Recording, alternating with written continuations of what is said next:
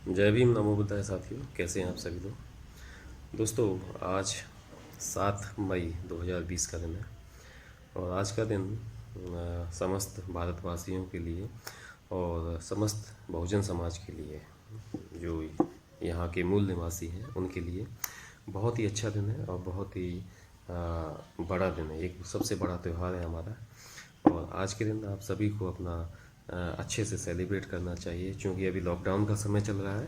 तो लॉकडाउन में आप कुछ अच्छा बड़ा प्रोग्राम तो नहीं कर सकते, लेकिन क्या अपने घर में भी नहीं मना सकते हैं। अपने घर में आप आराम से मनाइए, बैठिए। आज है बुद्ध पूर्णिमा, ठीक है। आज के दिन तथागत बुद्ध का जन्म हुआ था, बुद्ध पूर्णिमा के दिन। तो ये समस्त बहुजनों के लिए एक बहुत बड़ा त्यौहार है, क्योंकि हम इस देश के वासी हैं। बुद्ध वो थे जिन्होंने पूरी दुनिया में एक अपना आ, अलग ही उनका महत्व है। उन्होंने जो पाखंड और जो पागलपन था, जो उससे दुनिया को निकाला, और वो आज भी उतने ही प्रासंगिक है जितने कि 2500 साल पहले थे। उन्होंने हमेशा से पाखंड का और अंधविश्वास का विरोध किया था और उन्होंने हमेशा ही मानवतावादी विचार उनके रहे और उन्होंने हमेशा तर्कपूर्ण बातें की। उन्होंने लोगों को बताया कि आप तर्क से समझो। आप किसी का हर चीज़ के पीछे कोई ना कोई कारण होता है, कोई रीज़न होता है। इसको भूत प्रेत, देवी देवता या किसी और चीज़ से ना जोड़िए और हर चीज़ में तर्क देखिए। अगर आपको लगता है कि तर्कवादी चीज़ है, इस तर्क आपके पे सफल हो रहे हैं आप, तो ही उसको मानिए, नहीं उसको मत मानिए। ये भी वो यहाँ तक कह गए कि अगर किसी भी बात को इसलिए भी मत मानो कि मैं कहता हूँ, मैं यानी बुद्ध कहते हैं कि मैं कहता हूँ, इसलिए भी मत मानो। आप अपने तर्क की कसौटी पे खड़े उतार के देखो, अगर उस पर खरी उतर रही है तो ही आप माने। तो कितनी बड़ी बात थी। और आजकल हम क्या कहते हैं, अभी परसों की घटना है, 3 महिलाओं को डायन बता दिया। ग्रामीण क्षेत्र में क्या होता है, जो महिलाएं होता है, ये बहुत बड़ी साजिश है दोस्तों। इसके ऊपर आवाज़ उठानी चाहिए, लेकिन आप लोग धर्म और पाखंड और अंधविश्वास में ऐसे फंसे हैं कि आपको कुछ भी नहीं दिखाई देता है। होता क्या है, जब गांव में कोई महिलाएं अकेली रह जाती हैं, उनके हस्बैंड ख़त्म हो जाते हैं, उनके पति ख़त्म हो जाते हैं और तो वो अकेली हो जाती हैं, तो दूसरे लोग जो सवर्ण जाति के लोग हैं तो उनके ऊपर उनके साथ अपने संबंध बनाने का प्रयास करते हैं। यदि वो संबंध बना लेते हैं उनसे और वो कर लेते हैं तो वो ठीक है, अदरवाइज़ नहीं होता है। तो गांव में कुछ ऐसी घटनाएं होती हैं, अगर कुछ छोटी मोटी घटना हो गई, कोई बीमार पड़ गया, मर गया, किसी का बच्चा ख़त्म हो गया, कुछ और है जो प्राकृतिक रूप से होता है वो, तो इन सब को धीरे धीरे उस महिला से या उन महिलाओं से जोड़ दिया जाता है। धीरे धीरे उन महिलाओं से उनको जोड़ दिया जाता है। तो उसके बाद लोगों के अंदर एक आक्रोश पैदा कर दिया जाता है, क्योंकि सारे जाहिल हैं। बहुजन समाज में आज मुझे कहते हुए शर्म आ रही है कि 95% पढ़े लिखे भी जाहिल हैं और अनपढ़ तो जाहिल हैं ही। अनपढ़ तो अनपढ़ हैं ही, पढ़े लिखे भी जाहिल हैं इस मामले में। धार्मिक रूप से आप इतने अंधे हो चुके, इतने पागल हो चुके हैं कि आपको ये नहीं दिखाई पड़ता कि ये सब क्या है। आप अगर बीमार पड़ जाते हैं तो आप जाते हैं किसी बाबा के पास या किसी झाड़ फूँक करने वाले के पास। वो आपका दिमाग ख़राब करता है और तरह तरह की ये कागज़ में कुछ मंत्र लिख दिए, ये करना वो करना, वही पागलपन। इस पागलपन से अगर नहीं निकल पाए समय रहते तो आगे स्थितियां बहुत ख़राब आने वाली हैं। तो ये होता है, उन महिलाओं को धीरे धीरे उन महिलाओं के प्रति आक्रोश पैदा कर दिया जाता है। जब उनके प्रति आक्रोश पैदा कर दिया जाता है तो लोगों के अंदर जब आक्रोश पैदा हो जाता है तो उन लोगों से कुछ भी करवाया जा सकता है, भड़का दिया जाता है। फिर कोई ऐसी देखा जाता है कि कोई ऐसी घटना हो जो थोड़ी सी असहज घटना हो, कोई बड़ी घटना हो, या फिर ऐसी घटनाओं को वो खुद ही अंजाम दे देते हैं। उसका इल्ज़ाम उस महिला या उन महिलाओं पर डाल दिया जाता है जिनको डायन बताना होता है। आज भी यूपी, बिहार, उड़ीसा, बंगाल, ये सारे जो पिछड़े राज्य हैं, इन सब राज्यों में ऐसा हो रहा है, इस तरह की चीज़ें हो रही हैं। तो ये सब चीज़ें होती हैं।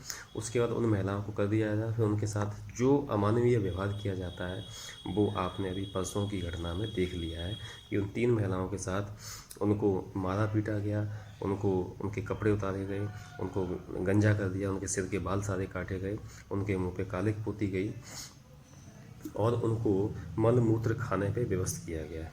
उनको पेशाब और टट्टी पेशाब चाहे या फिर गोबर हो शायद उसमें, तो वो उनको पीने पे मजबूर किया गया। और उसके बाद में अब वो मरें गिरें कुछ भी करें, उनको पत्थरों से मारा गया और उनके साथ उनको धीमे शायद गांव से भी निकाल दिया गया होगा। पुलिस प्रशासन कुछ नहीं करता है ऐसे मामलों में, क्योंकि वो जानता है कि ये सारे बहुजन समाज के लोगों का आपसी मामला है। ये सारे गधे हैं और हम आज उसी गधेपन में जी रहे हैं। यही पागलपन, यही अज्ञानता, यही पाखंड, यही बेवकूफ़ियाँ हमें इतना पीछे रखे हुए हैं कि हम आगे ना निकल पा रहे हैं, ना निकलने का सोच रहे हैं। हम सोच भी नहीं पाते इस चीज़ के बारे में। ये बहुत बुरी बात है, बहुत ही ख़राब बात है दोस्तों। इसके लिए आपको सचेत होना पड़ेगा। आप तथागत को पढ़िए। आज तथागत की बाबा बुद्ध जयंती है और आज के समय में ये सब चीज़ें बहुत प्रासंगिक हो जाती हैं। आज के समय में मैंने इस घटना का जिक्र किया, ये मुझे भी बहुत शर्म का एहसास है मेरे लिए, बहुत बुरा लग रहा है इस चीज़ के लिए, लेकिन मजबूरी है कि मैं बहुत दूर हूँ और मैं कुछ नहीं कर पाया है। लेकिन आम लोगों को सोचना चाहिए, जो लोग कर रहे हैं, जो इस पाखंड में, इस पागलपन में बह जाते हैं, उनको सोचना चाहिए। खासकर ये ओबीसी समाज है भारत के, जो बहुसंख्यक हैं, जो सबसे ज़्यादा हैं, उनको इस बारे में विचार करना चाहिए। यदि आप विचार कर सकते हैं तो बहुत अच्छा है, यदि विचार नहीं कर सकते तो बहुत ही बुरा होगा। आज हम एक नहीं हैं। आज भारत की 85% जनता है, जो SC ST OBC जो सारे हैं, वो सब अलग अलग बिखरे हुए हैं, अलग अलग पार्ट में बिखरे हुए हैं, आपस में बिखरे हुए हैं, आपस में उनके अंदर एकता नहीं है। और तीनों कम्युनिटी में एकता नहीं है, और उन कम्युनिटी के अंदर जो अलग अलग टुकड़े किए गए हैं उनमें भी एकता नहीं है। तो यही चीज़ है, यही चीज़ आपको पीछे लेके जा रही है। यही समस्या है जो आपकी सबसे बड़ी समस्याओं में से एक है, जिसकी वजह से आप का विकास नहीं हो पा रहा है।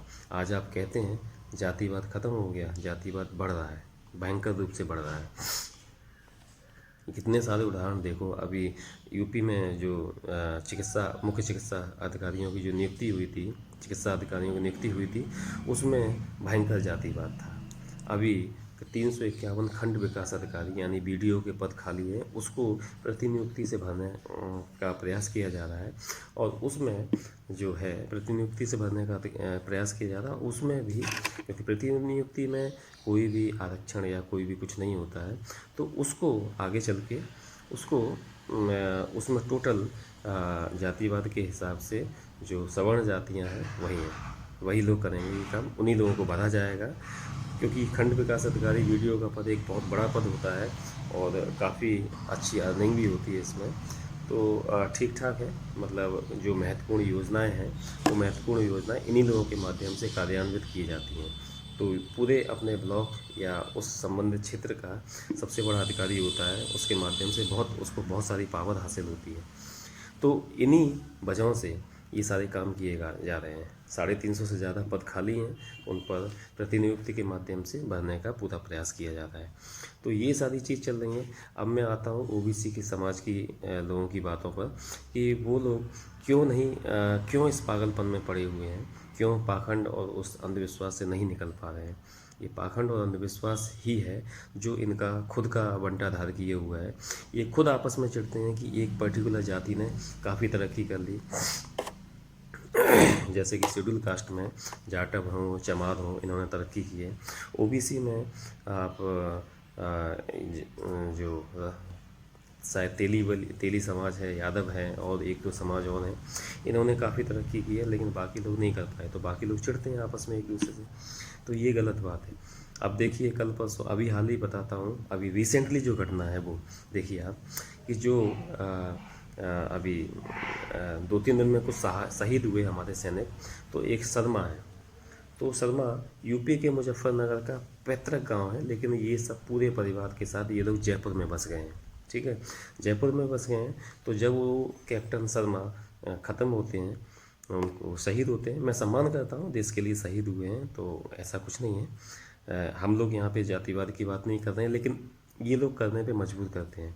देखा जाए तो क्या है, तो उसमें ऑफिशियल ट्विटर हैंडल पर एक खबर आती है CM उत्तर प्रदेश से, कि फला फला जनपद के फला फला व्यक्ति हैं, तो उनकी वो शहीद हो गए, तो उनकी शहादत पे सम्मान करती है सरकार, जबकि वो रह रहे हैं राजस्थान में।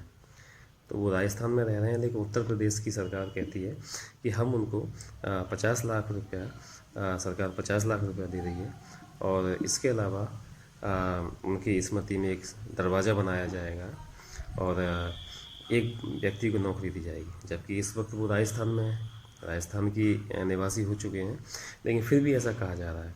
वहीं फिर उसके अगले दिन या 2 दिन बाद एक और शहादत होती है, कुछ और जवान ख़त्म होते हैं, अलग अलग राज्यों के हैं, लेकिन एक जवान थे वो यादव, वो उत्तर प्रदेश का होता है।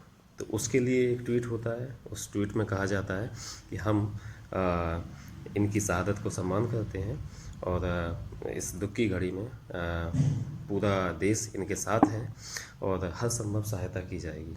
लेकिन इसमें 50 लाख का कोई जिक्र नहीं होता है, सहायता की जाएगी, 50 लाख का कोई जिक्र नहीं होता है। तो इससे आप एक जातिवादी मानसिकता के बारे में समझ सकते हैं कि ये लोग कितने जातिवादी हैं, कितने घोर जातिवादी हैं।